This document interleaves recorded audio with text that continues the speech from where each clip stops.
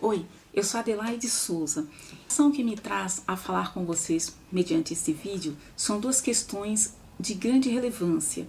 Uma é a questão da administração da justiça.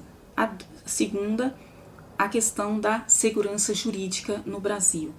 São duas questões que interessam a todo o Brasil, a todos os brasileiros e também todos os estrangeiros residentes no Brasil e também todos os turistas, ainda mais agora com o evento da Copa, que o Brasil vai abrir portas para milhares de turistas. Muitos países vão confiar a vinda de seus cidadãos para o Brasil. Então, segurança jurídica e administração da justiça é um tema que interessa a todos. Interessa também às empresas brasileiras, interessa também às pessoas jurídicas estrangeiras também residentes no Brasil. Então, muitas pessoas se perguntam assim, como é que está a situação jurídica do país? Eu já ouvi muita gente preocupada, se questionando como vai a administração da justiça. Então, é uma coisa interessante a se pensar, será que nós, você que está me assistindo, me ouvindo, você tem confiança na questão da administração da justiça no Brasil? Quando você ingressa no Poder Judiciário para a solução de um litígio, você se sente seguro, né?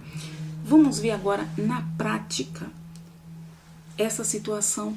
Vamos ver como está.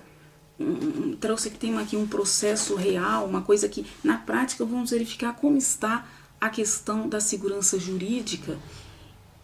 Vamos ver também a questão da administração da justiça. Deixa que o próprio Poder Judiciário vai revelar agora na prática. Vocês vão ver isto. Primeiro, antes disso, eu vou contar uma pequena história, os fatos, só para vocês entenderem melhor, para quem está me ouvindo entender melhor. Durante 3 anos, trabalhei para uma empresa, 3 anos consecutivos. No final desses 3 anos, a empresa não me pagou, mas me deu um cheque que retornou sem fundo. Também confessou a dívida mediante um instrumento de confissão de dívida, uma cessão de créditos, e também esta empresa fiz também um contrato de honorários advocatícios, que era serviço de advogado que prestei para essa empresa. Em 2006, ingressei com ação na justiça. Lógico, só podia procurar o Poder Judiciário, né, para reivindicar meu direito, porque a empresa não pagava, apesar dos títulos. A princípio, a juíza entendeu que o título não havia indícios de inexigibilidade no título, quando a executada ingressou com várias objeções de presecutividade, alegando nulidade do título. Entrou também com medida cautelar. A juíza não concedeu a liminar, dizendo que não havia indícios de nulidade no título. Mas, como eu fiquei muito tempo trabalhando para essa empresa, sem condições, sem receber, só gastando, e de onde sai que não entra, a gente leva um prejuízo realmente muito grande, né? Então, o que ocorre? Eu terminei ficando sem condições financeiras para arcar com as custas do processo. Mas a lei diz que todo indivíduo que não tiver condições, né, a Constituição obter os benefícios da justiça gratuita, e isso não impede o indivíduo acessar a justiça. Então, eu invoquei a lei, né, a Constituição Federal, a lei da justiça gratuita, e reivindiquei esse direito. Mas a juíza o juízo se recusava a atender, a apreciar minhas petições, as provas, e não concedia até que cancelou a ação. Bom, você pode estar imaginando, mas por que não entrou com recurso especial? Com os recursos, sim, entrei com um agravo de instrumento, com todas as provas, e consegui eliminar, mas no mérito não me concedia, porque só o fato, para eles entendia que só o fato de eu ser advogada não precisava, como se o título de advogado pague custas, não concedia os benefícios.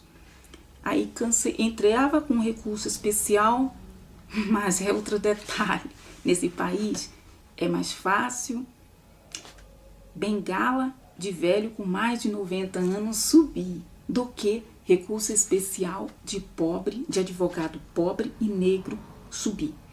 Infelizmente, parece que o critério que é usado para a admissibilidade dos recursos especial e para o recurso extraordinário, infelizmente, dá a parecer, né, deixa a margem de que o critério não é a violação, a contrariedade à lei, aos dispositivos da lei federal, como é o caso para o recurso especial.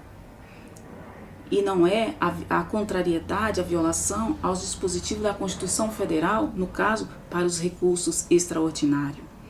Infelizmente, mas parece que o critério que é usado na situação de advogados pobres e negros são a capa do processo, o nome da bancada do advogado. Se o advogado é bancada grande, rica, e em especial se tiver desembargador aposentado como advogado, aí os recursos sobem. Mas se for advogados pobres e negros, o que justifica que muitos recursos especiais, são milhares, não conseguem subir. Embora esteja clara violação à lei, ao dispositivo da lei federal, como foi o caso, né? E não sobe. Moral da história, a primeira execução foi cancelada. Cancelou-se. Agora eu tinha duas opções. Ou eu ingressava novamente com a ação, ou entrava com a apelação. Como não julgou o mérito, para mim, uma questão de rapidez, ingressei novamente com a ação. Lá, naquele momento, na primeira ação, nem segunda instância, nem primeira instância falava em nulidade de título, mas dizia que, inclusive, o juízo de primeiro grau não concedia as liminar e não aceitou as objeções de pré-executividade, porque, segundo o juízo, não havia indícios de nulidade no título. Ao ingressar com a segunda ação de execução, em 2008,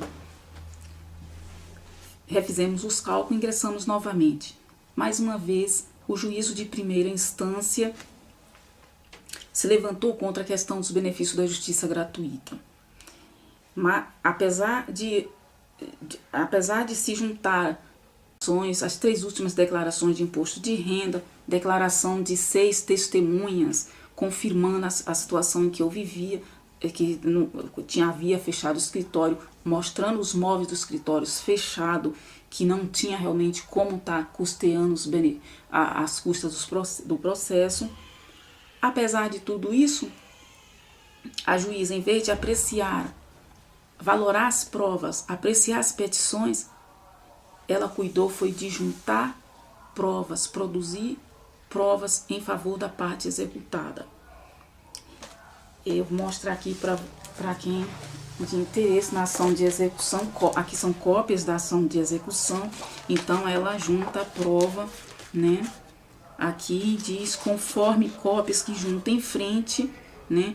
Apesar dela reconhecer que eu era credora de quase R$1 milhão, como está aqui escrito, credora de quase R$1 milhão, no entanto, ela, por conta disto, ela junta a prova nos autos em defesa da parte, ela declara a juntada de provas, são conduta alheio à atividade do juízo, né? Cabia à parte executada produzir provas, né, para desconstituir o direito do exequente e não o juiz. O juiz poderia até ordenar a prova, mas nunca juntar a prova não faz parte de ato de juiz. Produzir provas em defesa da parte. Bom, não cabe ao juiz buscar desconstituir o direito de nenhuma das partes com a produção de provas. Contra esta decisão, entrei com agravo de instrumento. Agravo de instrumento, consegui os benefícios da justiça gratuita e prossegui na ação. Em seguida, a parte que já havia ingressado com 3 objeções de presecutividade, um agravo de instrumento. Então, desde o início da execução, ela vinha falando nos autos, medida cautelar. Aí, depois de 4 meses que ela está nos autos, falando nos autos, ela ingressa com embargos à execução. Então, intempestivamente, ela opôs seus embargos à execução. Agora é curioso que ela ingressou com os embargos à execução intempestivos, ela não pediu a suspensão da execução, ela não garantiu o juízo, que a princípio, a ação dos embargos, ela não suspende a execução, mas para que haja a suspensão da execução, é necessário que haja pedido expresso nos embargos. É necessário que garanta o juízo e a determinação da lei. Nada disso ela fez, além dos embargos serem intempestivos. Pois bem, em seguida